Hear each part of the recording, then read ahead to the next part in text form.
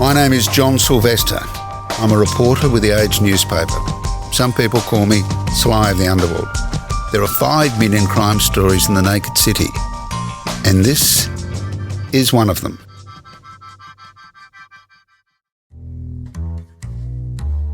Recently, we had a subscribers night where about 300 Age readers turned up for a chat with me and our Ace Court reporter, Erin Patterson.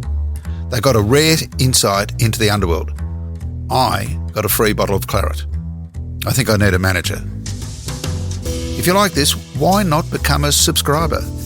Then you too can be invited to cool nights like this without a bottle of claret.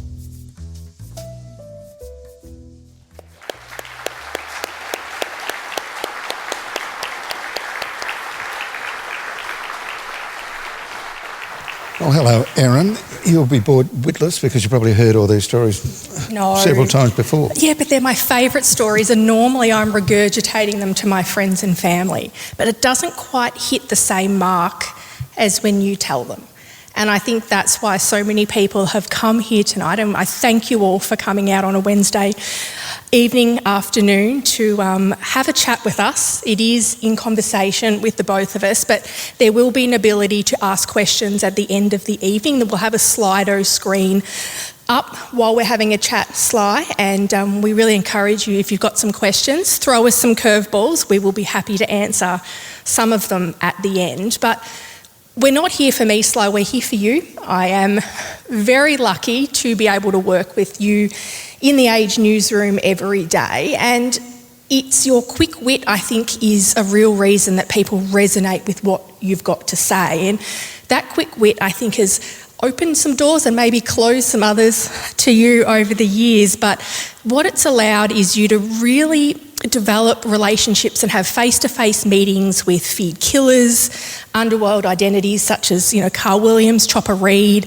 and they really continue to amaze us today. And they really add to your repertoire and your reporting ability when it comes to talking about things in your Naked City podcast, but also now the Naked City TV series that for anybody who's living under a rock, it's on Channel 9 at the moment and it's really amazing. The 3rd part is being released tonight while we're here, but you can watch it on 9 now.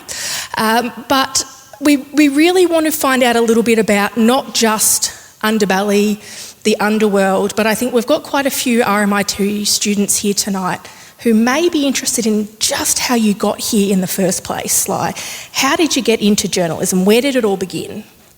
Well, I think the students will probably end up vomiting in their mouths when they realise it was a total fluke. I was, in the 70s, I was doing a double degree at La Trobe University in drinking beer and sleeping in. I was determined to do a master's in it, but sadly my father, who was a police officer, kept annoying me by saying, "What do you want to do?"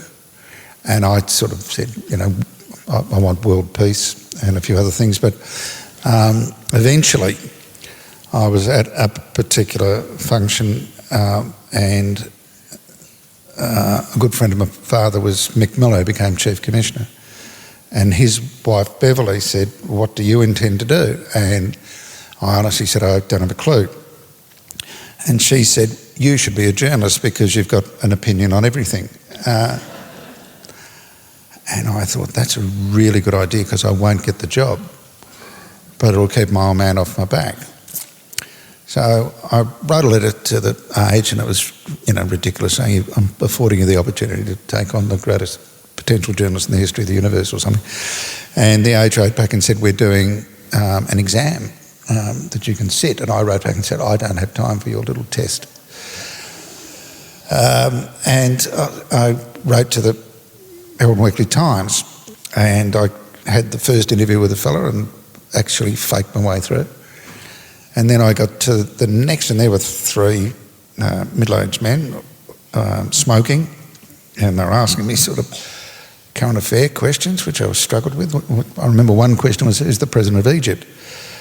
And I said, "What's that?" And they said, "You're right, Sadat." So that was about the only one I got right. Then one of them started talking about a policeman called Platfuss, saying he's got the right idea with demonstrators. Now, I didn't know Platforce. He was an inspector and a pretty robust man. And there was the pressure because my old man was a copper to go, yeah. They were really putting that, and I fluked reading, rather than the bar bill, I'd read a student magazine which said Platforce had led a baton charge into students and said you get baton today, you're going to get more baton tomorrow. So I said, well, I'm not sure he did have the right idea, and I related that, and the bloke in the middle, a fellow called Bill Hoey, looked down and on his blotter he had the quote. And he did and I thought, you buggers, you're setting me up. That's not a question you would ask anybody else. So I got on the balls of my feet a bit because I thought this was going really badly and just got argumentative for the hell of it. And the guy said he wanted to take the journalism course out of RMIT and take it to Melbourne University. And I just said, no, well, that's a pretty stupid idea. It's a craft and it should stay at RMIT. And in a patronising way he said, John, your attitude's typical of someone who's not in the workforce. And I said, Mr. Hoey, your attitude's typical of someone who's never been to university. And I suspect never will. Now the bloke next to him covered himself in ash from his cigarette. And it took me 15 years to work out he was pissing himself laughing. Anyway, I walked out and I nearly said something rude, but I didn't. And but funnily enough, once you fail, it becomes important. And all of a sudden, I thought, shit, I really would like that job. Anyway, a week later, the phone rang, and it was Bill Hoey. He said, you got the job. And I said, oh, fantastic. And he then added, I never thought I'd live to see the day we had a Silvester on the payroll, which was nice. And then he said, where would you like to work, the Herald or the Sun? And I said, the Herald. Mr. Hoey, he said, you start at the Sun on Monday. So, but funny enough, my old man came back from the war in England and he was voted the least likely to succeed in his village, and his old man was saying, you've got to get a job. And he saw a job for the Metropolitan Police and he thought, you know what, I'll never get that, but I'll put in for it. And he was a skinny bloke and he got there and there are all these big strong ex-servicemen. He thought, you beauty, I won't get it. He got it and he ended up an assistant commissioner in Australia. So there are sliding doors for all of us. It's amazing to think that somebody who's been able to be so successful in this industry for such a long time really fell into journalism almost as a mistake. Do you think that ability to kind of take everything in your stride has helped your career, and particularly the first few years of your career? Because for any young journalist, I mean, you're going in with eyes wide open. It's all a little bit overwhelming. You're learning on the job. But do you think that sort of that ability to take it all in your stride has helped? I think I was pretty inept, but it's interesting for the students here, regarding working from home and so on. The collegiate nature of journalism is so important, and you learn not by being told, but almost by osmosis. So I'm flapping around doing not much, thinking I had an internship which was going to last 1 year. I thought I'm going to get sacked at the end. Then they sent me to police rounds. Now that was in the Russell Street building. I worked for the Sun. There was a group of 4 or 5. The police rounds for the Sun and for the Age started at 10 and finished at 4 a.m.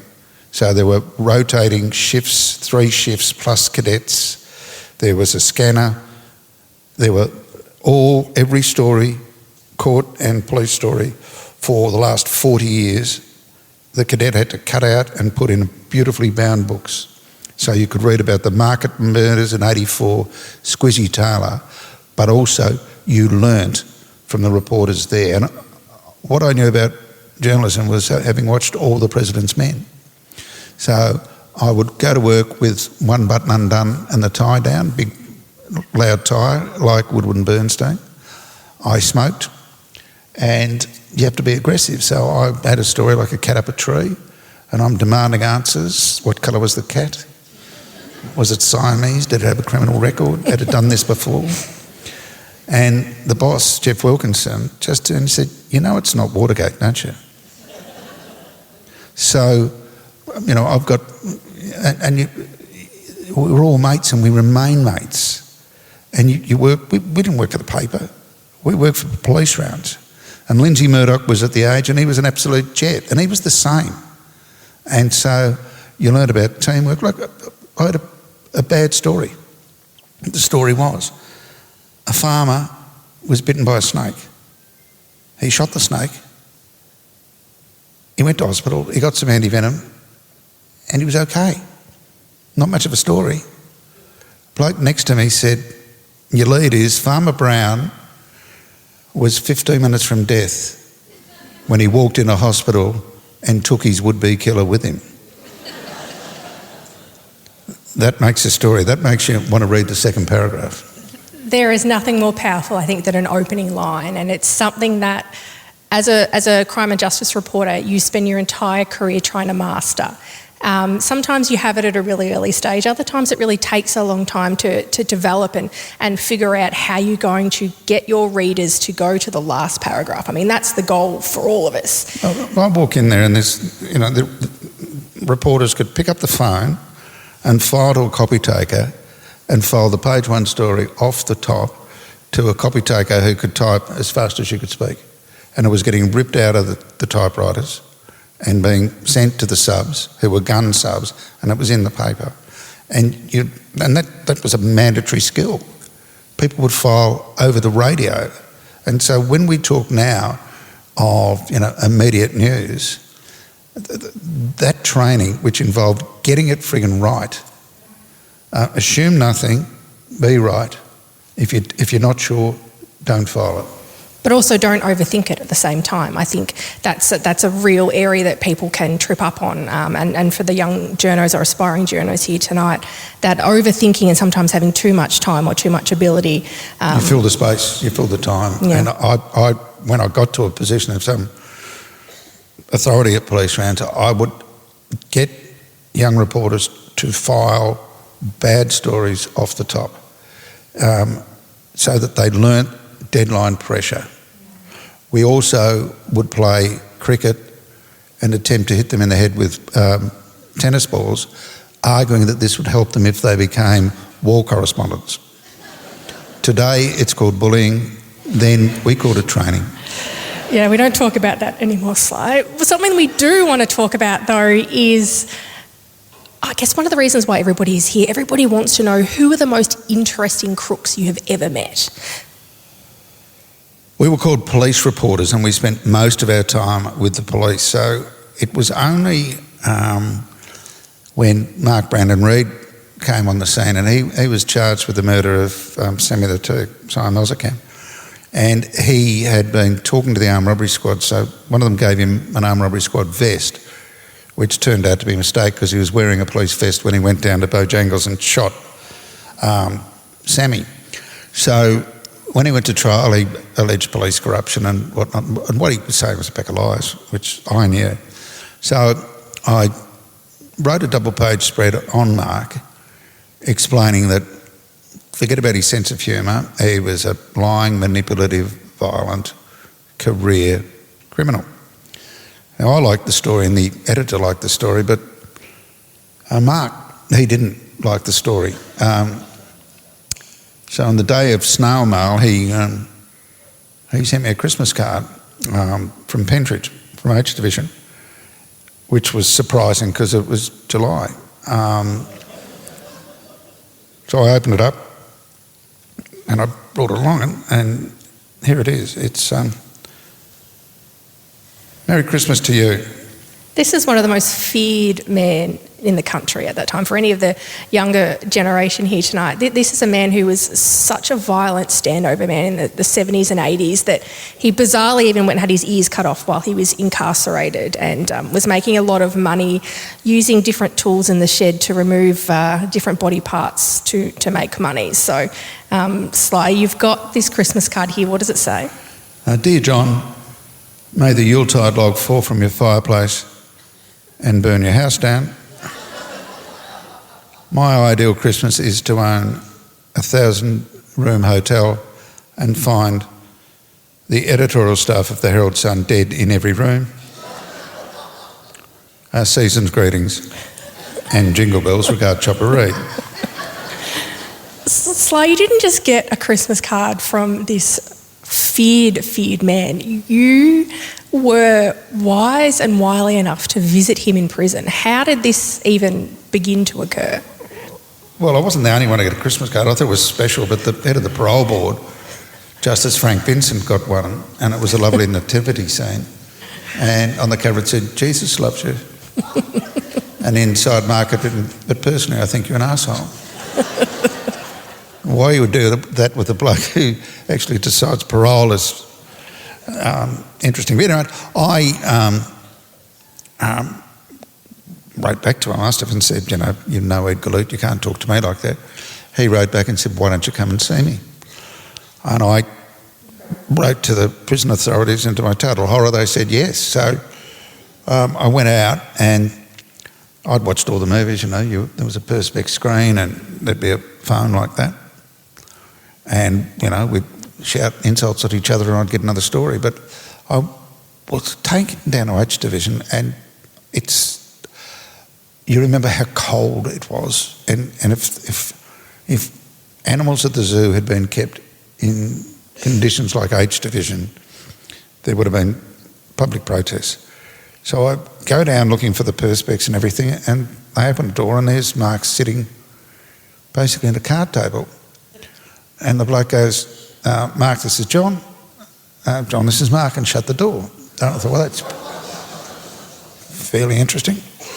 Mark grabbed my hand and grabbed my thumb and pushed it into a hole in his head and said, "That's where the ice pick went in." So, oh, that's interesting. So, but instead of being cross, he said, "Oh, you've only," because normally they say it's, "I didn't do it, the police faked the evidence, I had a really bad childhood." He said, "Yeah, you've only scratched the surface." And he told all these bleak and black and funny stories, upon which I went out and wrote another double-page spread, which I liked, the editor liked, and Mark liked. But Frank Vincent of the parole board didn't like it, so he got another 6 months. But he then contacted me and said, "I want you to write my book. I'm going to get drunk when I get out and talk into a tape recorder." But Mark said something very telling, because he'd never expected to be, nor wanted to be, the best gangster. He wanted to be the most famous. And he said in the Wild West, it wasn't the fastest gunslingers that were remembered. It was the ones who palled up with the drunken journeys from the penny dreadfuls. So I said, "Look, if you've got something to say, write it." So by the light of his coloured television after dark, he would write on prison letterhead letters, and I'd be getting 6 or 8 a day. And they were on prison letterhead, and they would all start, "Dear John." And a good friend and colleague, Andrew Rule, had written a wonderful book called Cuckoo, so he actually knew what he was doing. So I got him along and said, "How are we going to do this?" And we put the sophisticated editing process was we put them on the floor in piles, like early days crooks, cops, and cobbled them together into the book Chopper from the Inside. Of course, which nobody would publish, so we self-published, and it became a bestseller, and of course it became a movie, and it was actually Mark who suggested Eric Bana.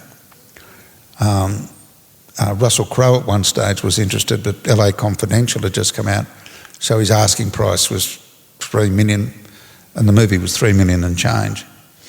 So after The Castle, people realised Eric really could act. Yes. So what a movie. He had a screen test and he got the job. Now, go onto YouTube and have a look at A Weekend in Tasmania with Eric Bana, Andrew Dominic and Mark Read, and you'll see them meeting, and you will see Eric become Chopper and how he learns how he walks and how he talks. And the movie, of course, was sensational, and Eric got all the accolades as he should. The one person who didn't like it was Mark. He said, the trouble is Eric Banner does a better job of reading than I do. I also hear, Sly, that it became one of the most shoplifted books that we've ever seen. I loved it because the really top-end bookshops had to put it on the counter because if they put it anywhere else, it got knocked off.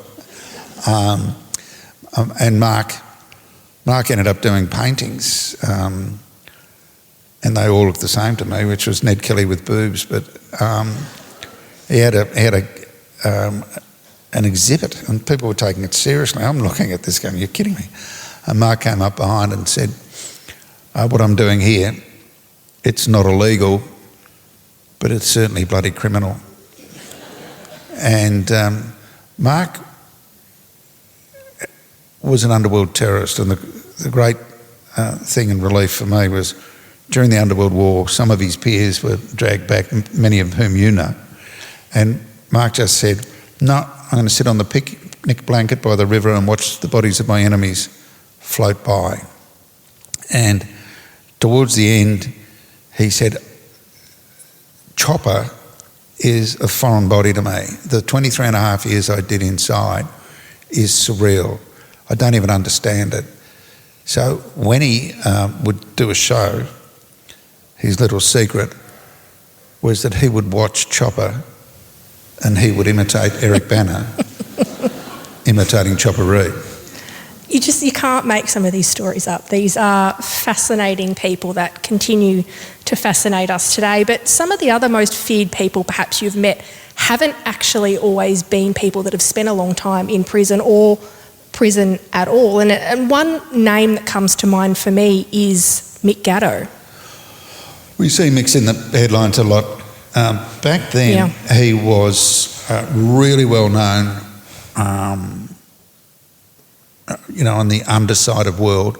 He was pretty heavily involved with the two-up, and he always kept control there. So when it was raided, he would say to the patrons, these people have got a job to do. So it was strictly business. So he's dragged into this underworld war with Carl Williams because he knows and associates, but is not in business, with the Moran clan. Now, Jason and Mark had a meeting with Carl Williams October 29, 1999 at a park in Gladstone Park, and Jason produced a small Derringer pistol and fired a .22 into Carl's ample tummy, and it was actually Carl's birthday. And he went home and his mother had made him a birthday cake, but he'd lost his appetite. Was taken to hospital, but you remember what Mark Moran said, which was, shoot him in the head and finish the job. And Jason said, well, how am I going to get my money back? And so Carl heard that and thought they're going to come for me. So he decided to kill Jason and Mark and anybody else connected. So out of this, Mick Gatto gets dragged unwillingly into this, and he sees it all as business until his father figure in Graham Kinneber is murdered. Monster. And Mick called him Pa. Now that became personal. So they have a meeting at the Crown Casino because the cameras mean no one's going to pull a gun. And basically Mick says, it's not my business, but if you come for me, look out. So Carl goes and talks to a few of his sort of lieutenants and goes, well, should I just leave Mick alone? And they said, well, don't talk to us. Talk to Andrew Veneman because he knows Mick. And he goes to Veneman and Veneman goes, no, you've got to do him. Well, that was a tragic mistake because eventually, and if you watch the series, you'll hear some phone taps between the two of them. But eventually, he's invited to the restaurant where Mick Gatto eats. It's his favourite spot. And there's different versions of events, but according to Mick, Veneman asked to see him privately. There's a dead-end corridor with boxes of tins of tomatoes. That Veneman produces a firearm and fires a shot. Mick, being a much bigger man, takes the gun and shoots him. And Mick goes to prison for 14 months, and he goes to trial and he's acquitted. So if Veneman's plan was to kill Mick, it was a pretty bad plan, because he went in first into the dead-end corridor. He's wearing a pair of thongs, which is not your best getaway shoes, and he left his keys and mobile phone on the table, which meant he had to step over the 130-kilo body of Mick Gatto and say to Mick's men, who are armed, "Mate, can you chuck me my keys? I've got to make a getaway." Regardless of what you think, Mick's legitimately brave, because it wasn't a great case, but it's a case nonetheless. Mick does 14 months, breaks most people. He comes out 30 kilos lighter. I asked him, what do you do? And he said, every day I shadowboxed and read my brief of evidence. So I don't know whether Jenny Craig's going to offer the shadowboxing solitary confinement diet, but it works. I mean, these days he's on a yacht with Sam Newman. I think that was the latest I saw in the headlines. He's the sort of person that continues to be in the headlines, and I think the underworld is also something that continues to be in the headlines. And your latest podcast episode, and also Hitmen, which is on 9 at the moment, really takes us back into that world, and there's all these parallels with what we're seeing going on in crime now. A little bit different, different characters. But when I think of Underbelly, and when I think of the TV series at the time, your book, but also the docu-series at the moment, the one name that comes to mind all the time as one of the most fascinating figures, and maybe one of the most not really sort of misunderstood, is Carl Williams. Tell us a little bit about who was Carl Williams and why was he so important to that particular time? Because you mentioned that he'd been shot in the stomach at a park. You speak to Stuart Bateson, a former homicide detective, on your podcast and on the television series about that, and he indicates that perhaps that was the moment that started the Underworld War. Well, it's the hubris, isn't it? There's so much money to be made. I mean, Carl was an unemployed supermarket shelf stacker, and he was making $120,000 a month. They couldn't spend the money they were making, and you never control the drug market. So the egos get in the way. They watch the Godfather movies. They start this. They can't stop, and they all carry on about, I don't care whether I live or die. But Erin, if you go and have a look at the pathology reports, most of them have got sedatives or antidepressants in their system when they're ultimately killed. So it was an amazing time, because I think you are legitimately famous when you're known by one name. And in those days, anywhere you went, if you spoke of Carl, everyone knew Mick, Tony, Jason. They were all really well known. Alphonse, the Black Prince. Alphonse was suing me when he sadly died, but I'd said on radio that he had the brains of a flea and the genitalia to match, and I think it was the latter that upset him. Nonetheless, that case died with him. But so I wrote a story which didn't name Carl, and I said this started when a 29-year-old man was shot in the guts in Gladstone Park. And he rang me. I'd never spoken to him. And he rang me and he said, you can get someone killed writing that. Now, he was not threatening me. He was actually saying, if you know that's true, they can think that I've either spoken to you or I've spoken to the police. And now, ironically, he ends up dying because he was speaking to police. But at that point, he wanted it known he wasn't. But being a snitch just then and even now in the underworld was just the worst thing you can do. I mean, it's worse than killing somebody, torturing somebody. It just was this one word that seemed to lead to a lot of different different deaths within that time, a lot of different murders.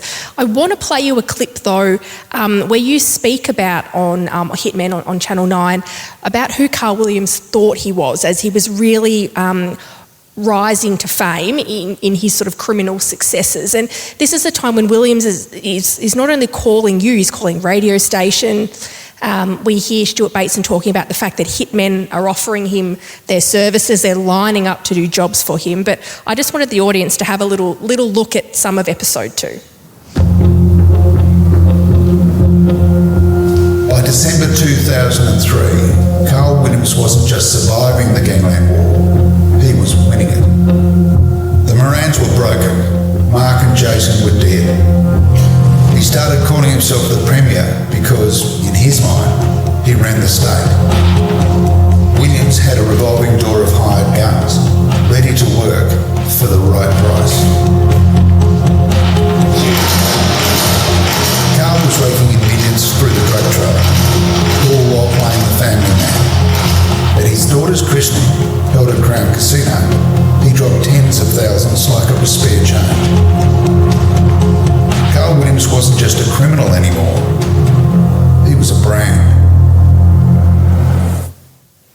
Now we fast forward a few months, we're into 2004-ish, and we've got the Morans, all 3 men in the family dead. We've got Pasquale Barbaro, Michael Marshall, all dead. There's a failed hit on Mario Condello at the Caulfield Cemetery where they thought he may have been out walking his dog, but luckily it wasn't him. And this has all prompted then some raids on Carl. We get to the point where this man, this persona you've just spoken about, is under a lot of pressure. And on the eve of his trial, he really changes his mind of what he's going to do. He's charged with conspiracy to murder, and the body count we know at that point in the underworld was about 29. And that pleading guilty on the eve of the trial, we don't always see that happening, and when it does, everybody asks a lot of questions. And it's not just us as reporters who ask the questions, it's also the judges, the judiciary, the lawyers, everybody within that legal community that wants to know a little bit more.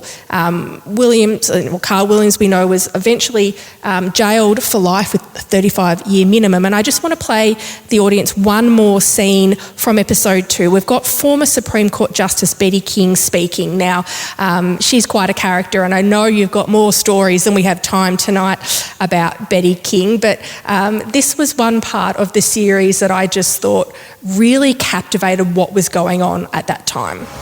Security was tight as Carl Williams arrived this morning at the Magistrates' Court. The final chapter came when I'd been in court listening to another application to adjourn this off because there were so many delaying tactics that were used, and I had refused it and said, no, we are starting, we are impanelling a jury tomorrow.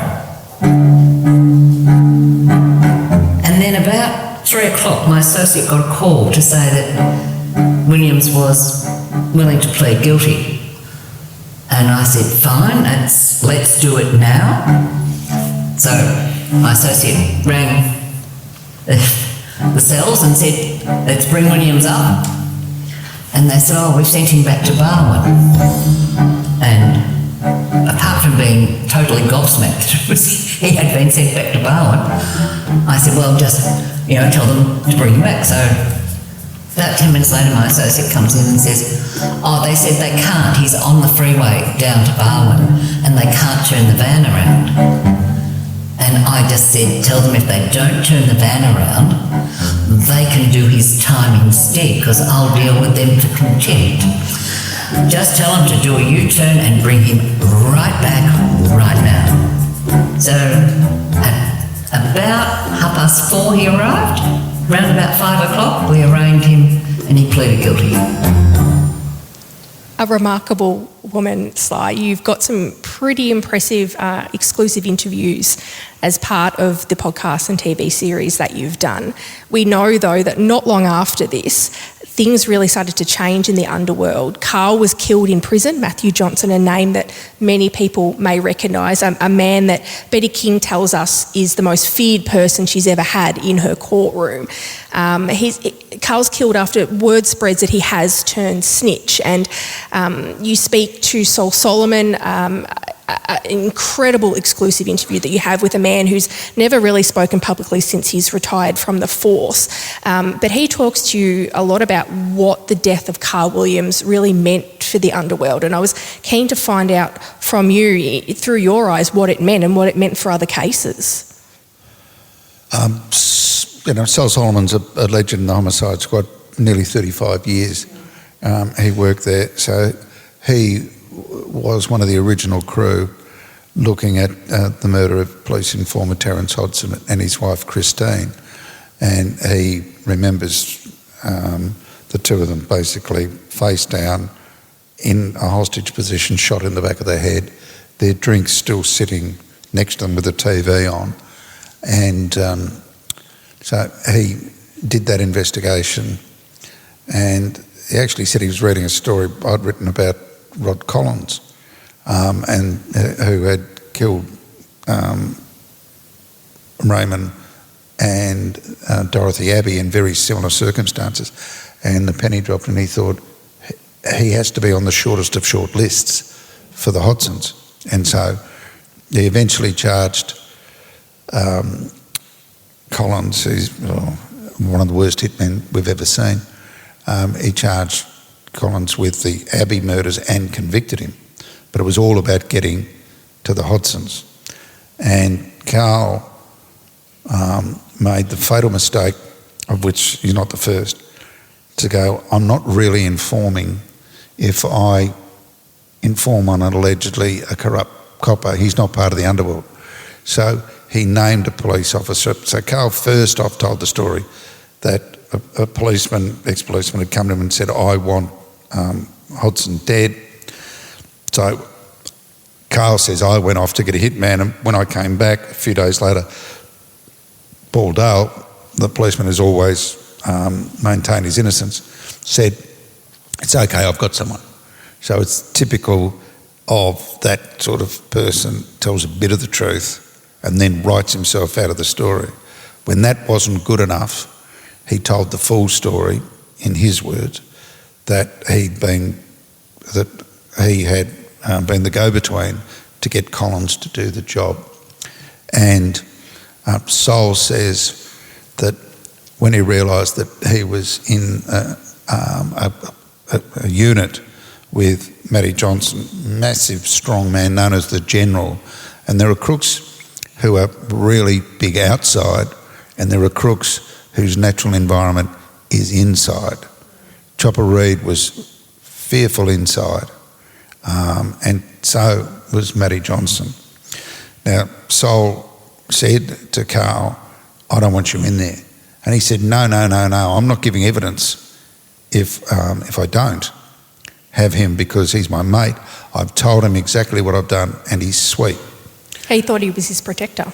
And that's not the first time. Carl often got a big, strong man, including a fellow called Mladenic.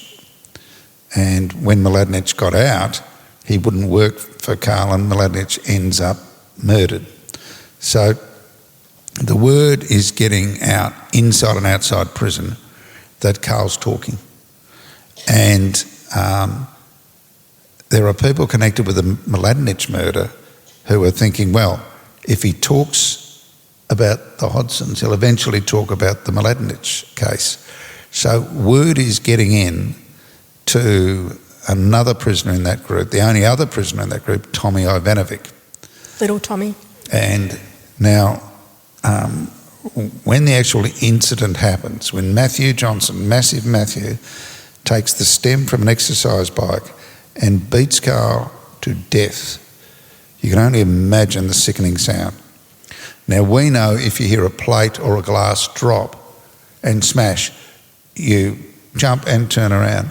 Well, Tommy was not looking and didn't look. And then he picks up the phone, doesn't ring the prison authorities. He rings a person connected, in my view, with the Mladenic murder. And he says, Matty's gone mad and he's attacked Carl. And then I think it's Matt picks up the phone and says, you better get somebody in here, make sure it's not a woman.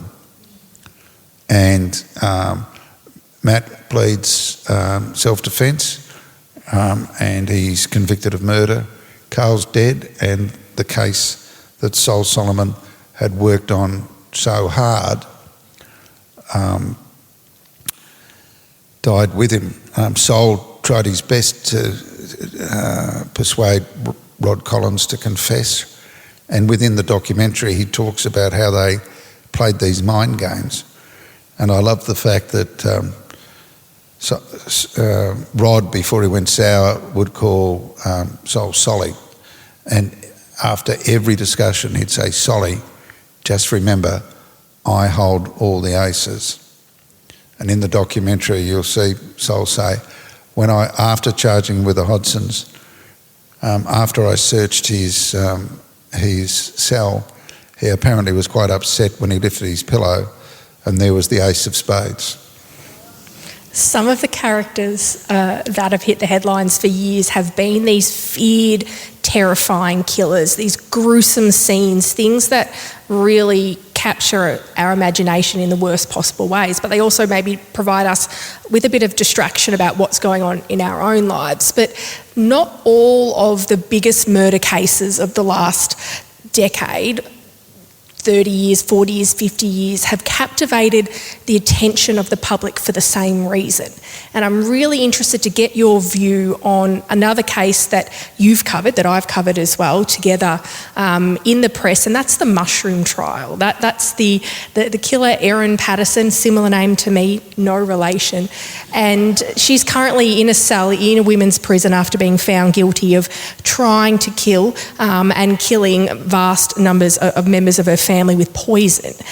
It's not a story that is similar in any way to what happened in the underworld, but I feel like it's captured the imagination and the attention of the public in almost the same way.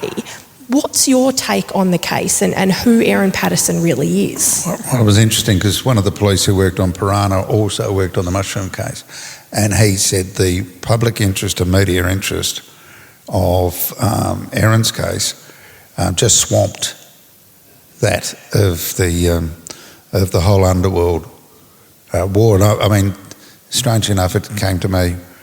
I was waiting to have a routine colonoscopy,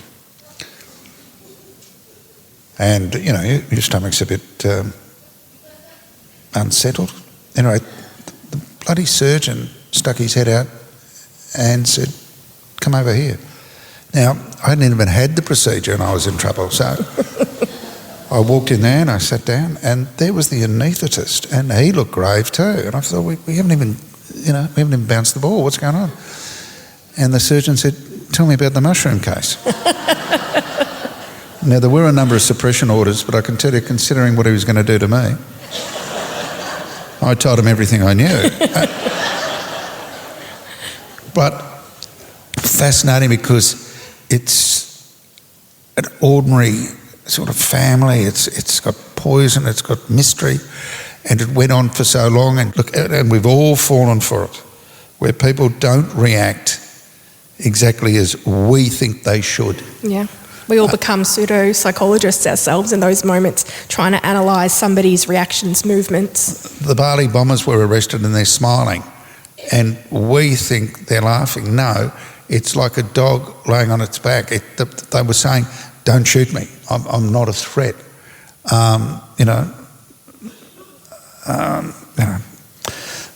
There are multiple cases where we look and say this person hasn't reacted like we would, but Erin was really different, and we can go through, line by line. But both you and I agree. One of the telling points was how she is really smart, and most people accused of murder are not put in the witness box because they're going to be cross-examined by an experienced prosecutor. And she was in the box, 7 days? It felt like an eternity. And so it's basically rope-a-dope. It's basically ask the same question 9 million times in the hope of fatiguing somebody so they make a mistake. Her answers were lucid, and she was at a point where she was actually correcting the prosecutor, who had notes, who'd say, on April 15 this happened, and Erin would say, no, I think the witness said it was April 13. Yeah, and she's sort of calm and collected in this moment, almost like she's trying to take charge of the room. And Nanette Rogers, KC, who was in charge for the prosecution, was almost a bit bumbling, and almost you could imagine her dropping her notes and forgetting what she was saying. And at that time, we were kind of thinking, what's going on here? I mean, the prosecution know what they're doing? But it all in the end really came back to appear like it was a bit of a tactic, because as Erin Patterson is almost correcting the prosecution, Nanette Rogers turned that around and said, well, in closings, this is a woman who says that she can't remember vast parts of her life, but she could remember what day of the week it was when she had to pack her daughter's ballet bag, and corrected me when she was on the stand. We don't often see killers in court maybe of that level of intelligence when we sort of compare them to the underworld. Do you think that's another reason why people were really fascinated with the case? Oh, absolutely. But, to be able to say, you don't remember where you bought the Asian mushrooms. You can't even name a suburb, let alone a shop. You didn't pay with a credit card. You've forgotten. You seem to forget that you owned a dehydrator, and you forgot that you foraged for mushrooms. Now the thing is, she was too smart, because if she had said, when the people got sick and the first person died, oh my God, I foraged for mushrooms, this is a horrible mistake, it would have been hard pressed to prove anything else. But when she said, I got the mushrooms from Woolworths, when that didn't work, she goes and says, we got the Asian mushrooms. When that didn't work, we've gone foraging. And the other thing is, the recipe was for a whole fillet, 1.5 kilos. And she goes to the supermarket that only has individual eye fillets. A lot of work to do all the pastry for all those. But 50 metres away is Leongatha Meat and Fish Supply. So I rang them, and so it's across the road from the car park, where they would cut her a 1.5 piece of fillet. So I rang the butchers there and I said, does Erin come in? Said, no, she didn't come in before the mushroom poisoning, but she did come in later and bought some lamb chops. And the other thing that we don't know what the jury was thinking, but we have not heard over, and poor you have to listen to it every day, the amount of stories that involved explosive diarrhoea was staggering. And yet Erin wore white pants. 3 days in a row. So, without getting too graphic, at one point she declared that she was caught short driving along. On the side of the road, she had a bush poo.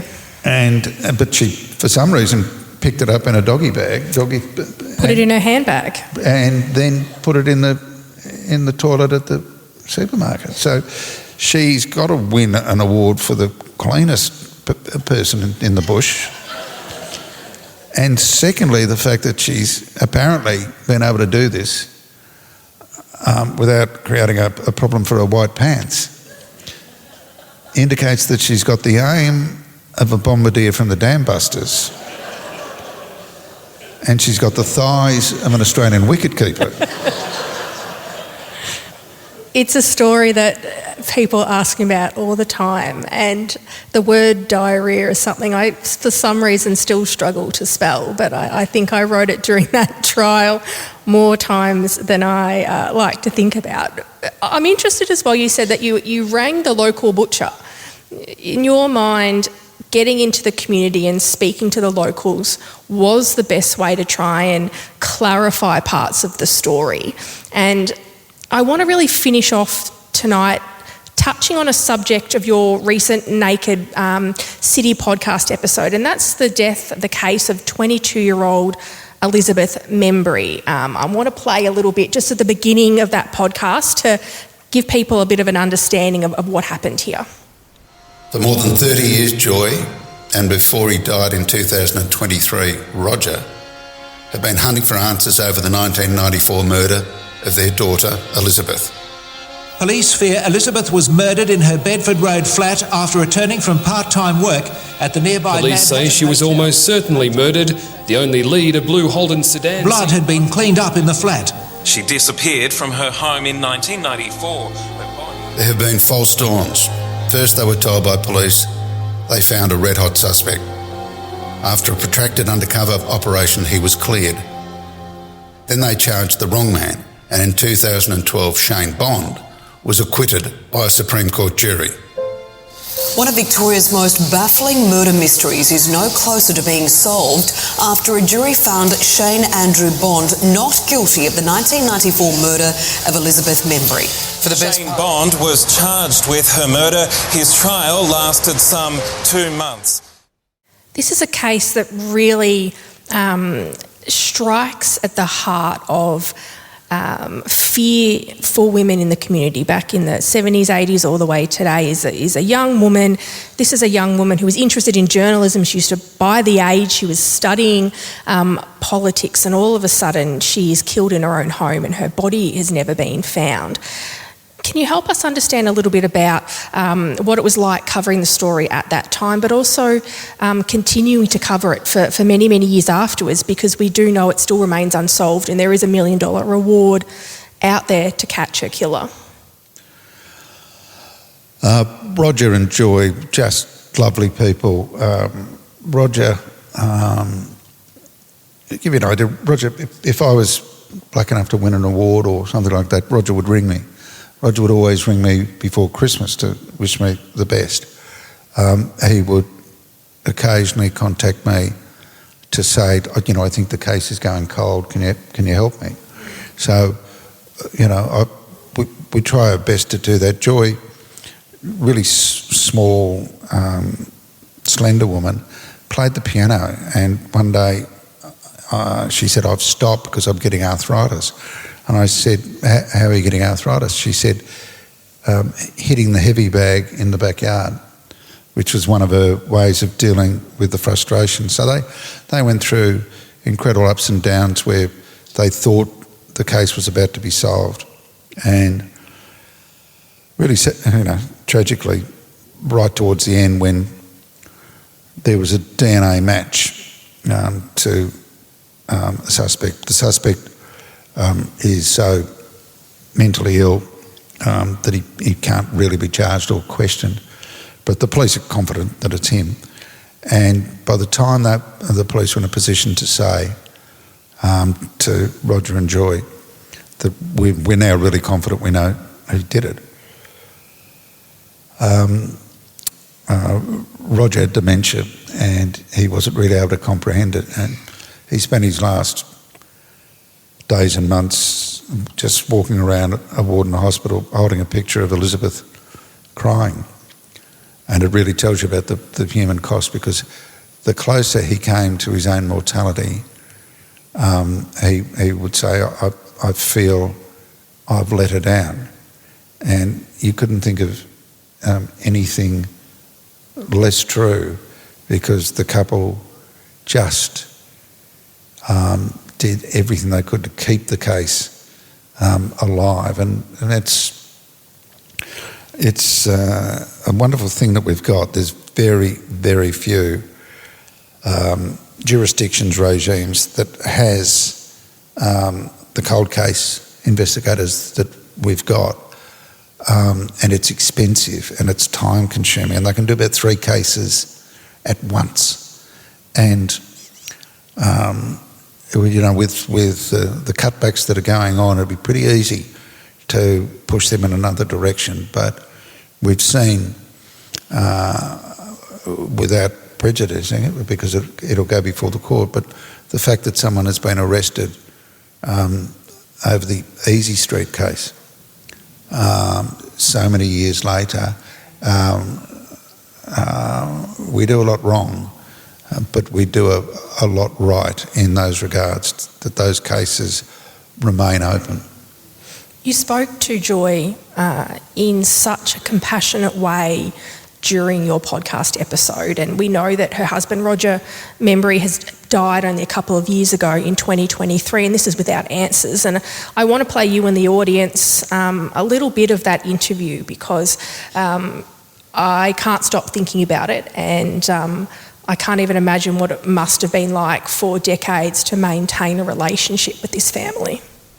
So I've got a grave ready. She'll be underneath if we find her remains, which is a very critical part of human relationships, to have her buried. So that's important. Somebody definitely knows, and for how that person has kept going or keeping it at such a secret for 30 years, that's a heck of a long time. I've gone from from middle age, shall we say, to old age, which is hard going. It's a terrible situation to be in.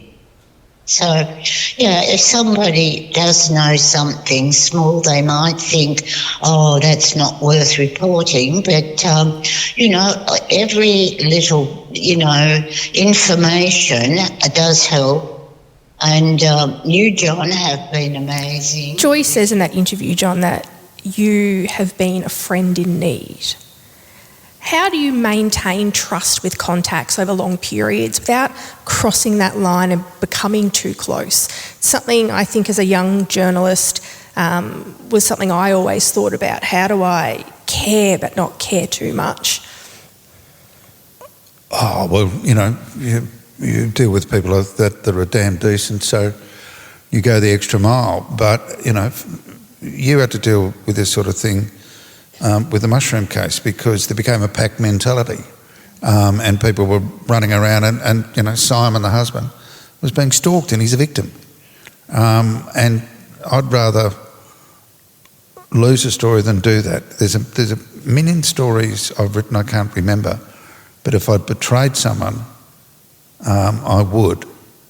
But the young reporters, particularly with the immediacy, there's going to be times that even good people who are supervisors filled with adrenaline will be urging you to get results. Remember that if you do the wrong thing, they won't be there to support you, and that your byline is your calling card. The reason that the Carl Williams of the world would ring me is they knew my stuff. And that's all you got in the end, your name. Yeah, reputation is everything. You are, though, always talking to many different sides of a case. You've got, contacts in the police, in the criminal underworld. You speak to victims. How do you manage talking to all sides and maybe not upsetting everybody and still maintaining that trust and respect over a long period of time? Well, during the Underworld War, it was so exciting, and the crooks were so glamorous. There were reporters who were being played. They thought they were getting information, but they were actually getting pumped for information, because they were also talking to the police.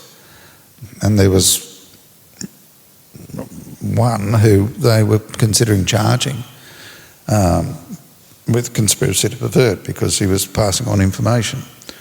All I do in talking to crooks in particular is I always imagine being in the Supreme Court and having the transcript read to me. I might say some colourful things, but I need to be confident that I could answer those questions. Yeah, it's sage advice, and it's amazing how salient things can sound in the Supreme Court. A haunting place. You almost feel like ghosts are coming out of the walls, but things can certainly be taken a very different way. Talking about, though, the halls of the Supreme Court, paint a picture, lastly, before we start to wind things up, of where we're at with crime here in Victoria at the moment. We know that the underbelly or underworld time is over. We had 29 odd murders as part of that. Where does that leave us now? Do we have new people trying to fill their shoes? Is crime changing? In your mind, what does it look like right now? It runs on a 20-year cycle when people forget that the job of crooks is to make money and not kill their enemies. So we had the painters and dockers in the 60s. We had the sort of war over the bookie robbery in the late 70s, into the 80s. And of course, the Canes ended up being related to the Morans. Then we have the Underbelly War, and now 20 years on we've got the Tobacco War. Now, if people are just stuck to their knitting, they'll be making a fortune, but when you firebomb 200 places, there's got to be a government reaction. And Donald Trump has made a major mistake in asking NATO for support. He should have gone up Kaz Hammett, as Kaz Hammett's tobacco might not be able to get through the straits. I'm not sure whether he's allowed emergency supplies from his illicit tobacco to be released into the community. But I would suspect that if Kaz was brought on board, he'd just start firebombing the other side. So Donald could get an ally there. The police say Kaz Hammett might be the most dangerous and influential crook we've ever had, because he's in custody at the moment, but he is controlling, what was until his arrest, controlling near enough 100% of the market. The big drug dealers that we've had, not one of them has ever got maybe 15% of the market. So they just don't learn from their mistakes. Yeah, it doesn't seem like it's going to end any time soon. I can't remember a morning as a crime reporter in the last 12 months, I haven't woken up and seen that another tobacco shop has been bombed or shot up. It feels like maybe the underbelly time where every morning there was, you check in the headlines to see what's happened overnight. Is there any end to this? Is it going to keep continuing? And as you said, Kaz has been arrested. He's in a prison in the Middle East. But these attacks don't seem to be stopping anytime soon. Well, the government is complicit. It's a partner in organised crime, because you can close the tobacco shops down, but where there is a demand, there will be a supply. And the government says we have this massive excise on tobacco because we want to discourage smoking. But the wastewater studies show that smoking is on the up, and one of the reasons is you can now get really cheap tobacco. So people are smoking more, and to put the tobacco excise up is playing into the hands of the Kaz Hammets. Sly, before I let you go and enjoy a well-deserved top shelf Shiraz, we want to throw some questions to the audience. So I've got my phone here. I hope people didn't think that I was online shopping while we're talking. But I have my phone here and I want to go through a couple of questions. If you've got any, we've got a couple of minutes now. Jump on, chuck in some questions. But I've got one here from, it says anonymous, but Sly, do you have you ever withheld a story due to safety concerns, either for the public or for an individual?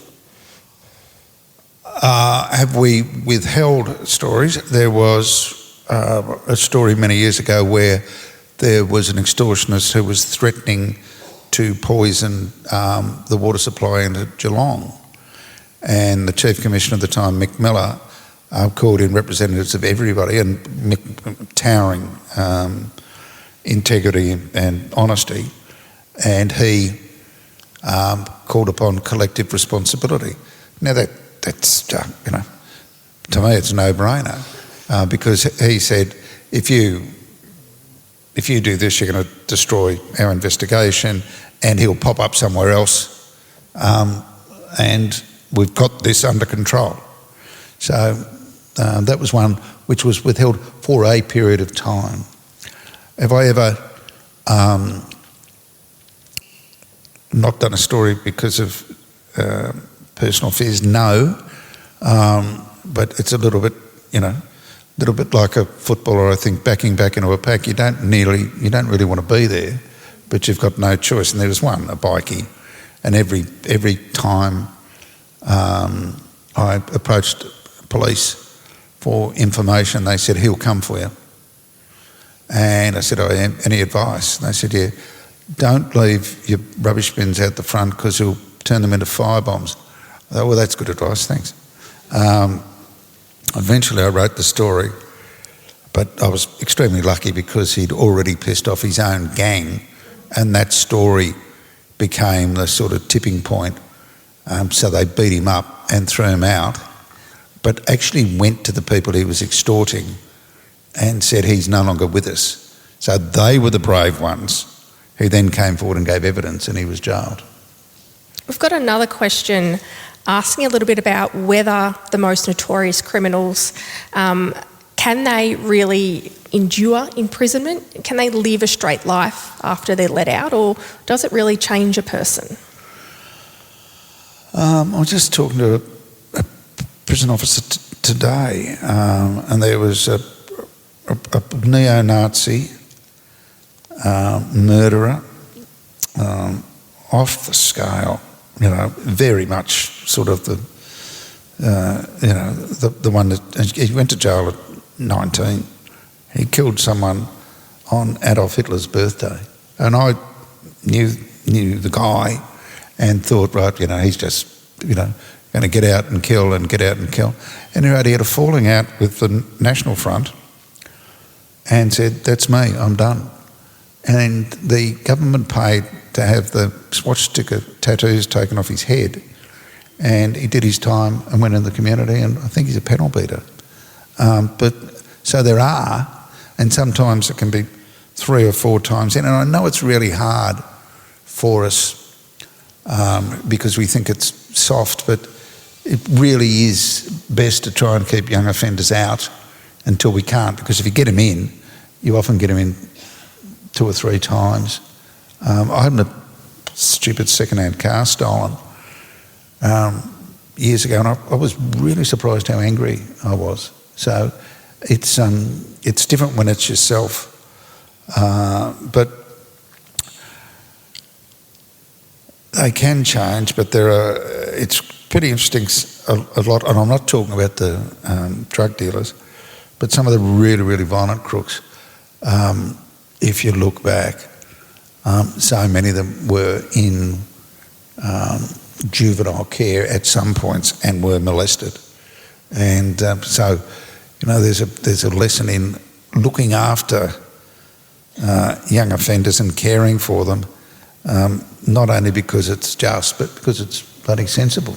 Yeah, that's another question that asks, Sly, your thoughts on youth crime and adult time for an adult crime. We know we see it in the headlines. It's a very sort of political message that we hear. It appeals to some, it doesn't appeal to others. But yeah, what are your thoughts on that? It's all rubbish.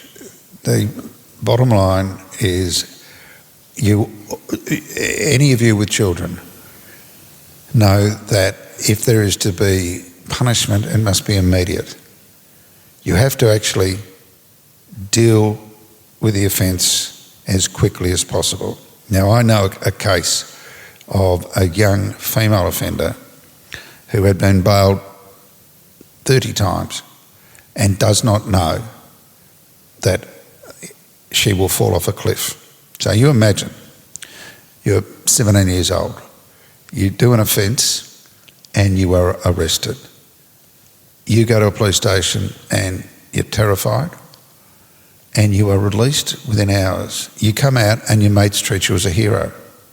Now, you've been bad at school, you've dropped off because of COVID, and your only self-esteem is from your mates who are saying you're a hero because you're out, so you do it again, and you do it again. So forget punishment, forget bail. We need to triage the cases. These are straightforward. We have, let's say, a home invasion. The person is caught in the friggin' car with the victim's wallet, there's DNA and there's CCTV, and invariably the person will confess. It's straightforward. We should have purpose-built system, like in a hospital, where people who need immediate help go to the front of the queue. So these offenders, bang, we have dedicated magistrates, we have people who do a psych assessment, and we get them into prison if we need to, or whatever treatment, whatever punishment, straight away. But if there is no conscionable reason why a case like this takes 12 to 18 months, it's not fair on the victims, it's not fair on the offenders, it's just insane. Deal with that and you've got a chance. We have a parole officer from the West Metro area in the crowd.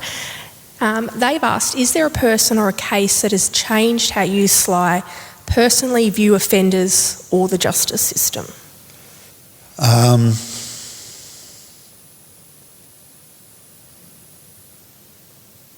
Oh, there's a million of them, but I was at a police association function and a fellow came up and said, and he named a crook, young fellow, 17 odd, and he said he is off the scale.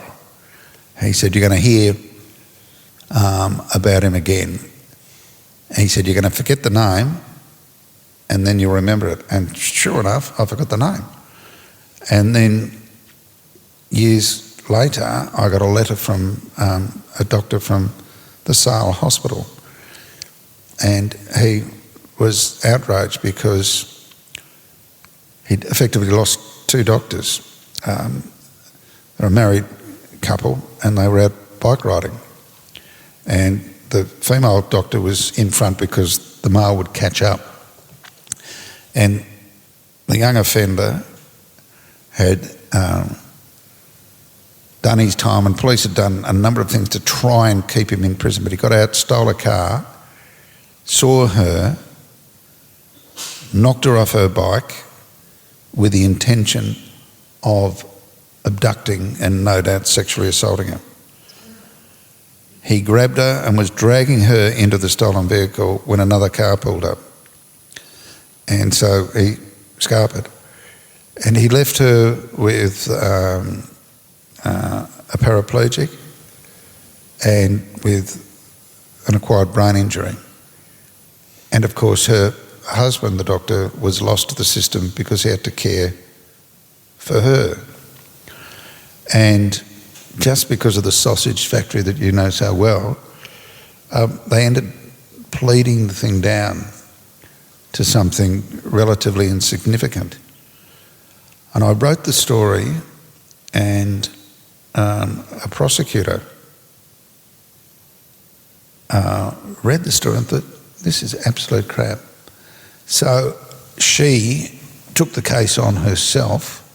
She threw the plea bargain out the window, recharged him with serious offences, and I was there, and the chief prosecutor recommended a certain sentence to the judge, who was a county court judge and now a very good Supreme Court judge, and he basically was guiding the judge to say, give him this so you don't get appealed against. Yeah. And the judge said, no, I'm giving him a right whack, and gave him 5 years longer than the prosecutor wanted, and it was appealed, and they gave him a haircut of 1 year. But actually, when you get a story that, you don't write stories to make a difference, you write a story because it's a story. But every now and again it's nice that there's, a bit of a result at the end. There does seem to be a real fear within the judicial system for judges, and understandably so, that perhaps their cases, their sentences may be overturned. It's going to go to a higher court and maybe they'll be embarrassed, or it'll look bad for them, or something along those lines. And you do hear suspicions over whether or not certain sentences have then been pled down to something a lot lower in order just to move on to the next thing. We know our system is incredibly busy, and we've got some people in the judiciary who are working incredibly hard to cut that down. But do you think that's changed over time? Do you think as the judicial system gets busier and busier, it is easier just to push things through the courts? Well, the cases are getting unnecessarily complex. We've got disclosure laws, so, every piece of paper, every conversation has to go to the defence and they have to go through it.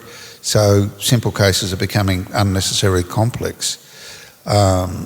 It's so unfair on everybody. I mean, if you're the victim of a crime and you know that you're going to have to give evidence, you want it over. If you are, if you believe that you're going to be acquitted, I mean, nobody says, I'm sorry, it's taken 18 months for you to be acquitted. There's some cases that actually shouldn't go to trial that are pushed along, and everyone goes, oh, well, best of luck. And, people have had to live with allegations they're sex offenders, only to be acquitted. You can't get that time back or your reputation back.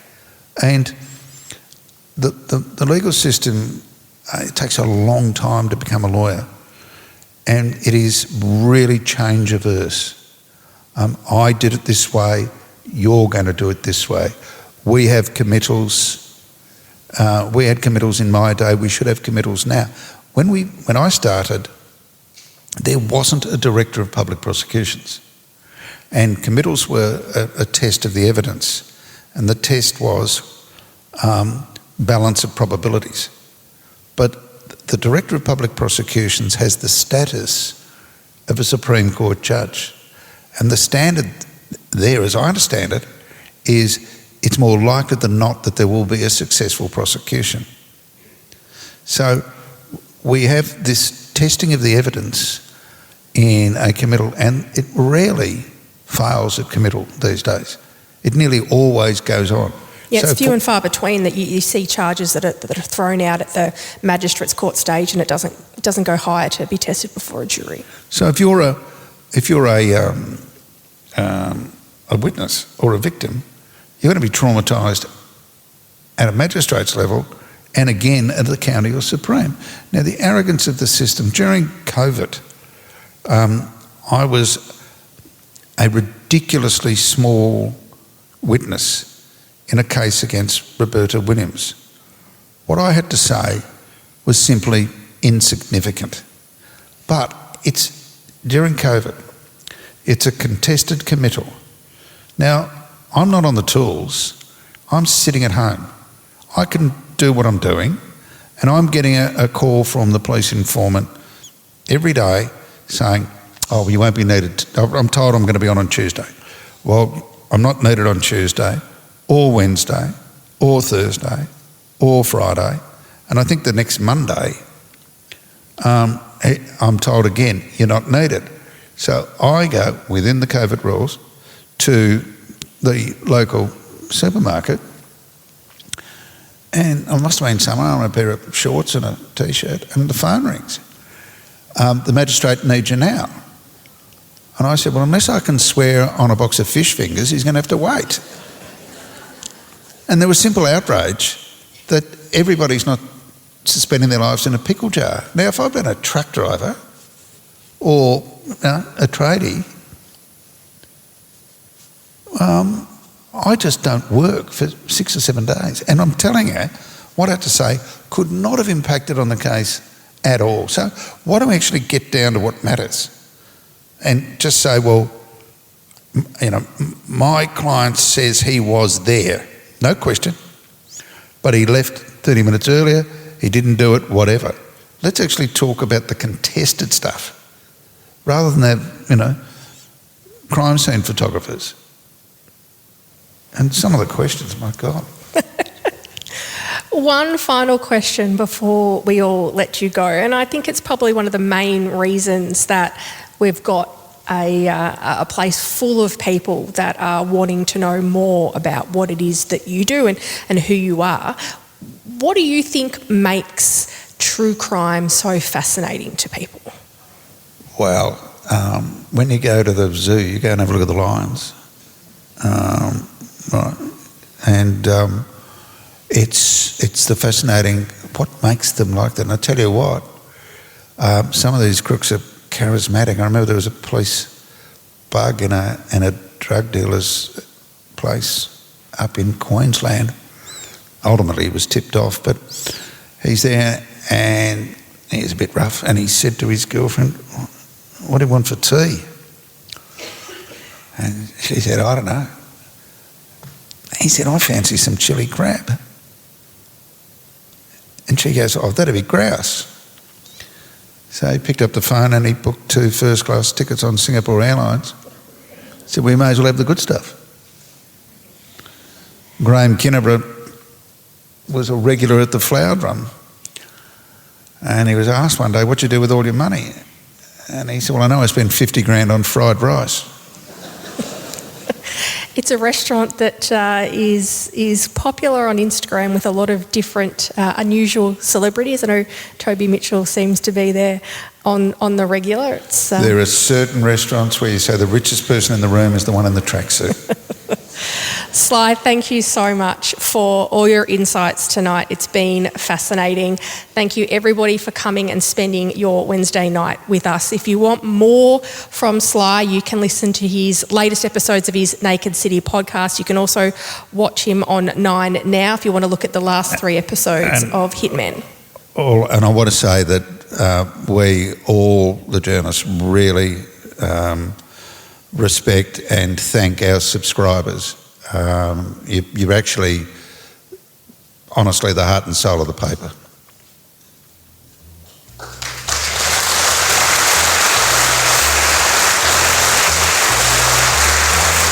Thank you. This episode was produced by Tammy Mills and mixed by Cormac Lully. Our podcasts are overseen by Lisa Muxworthy and Tom McKendrick. So, until we meet again, this is Anthony Quayle reminding you that there is a touch of evil in all of us. Good night.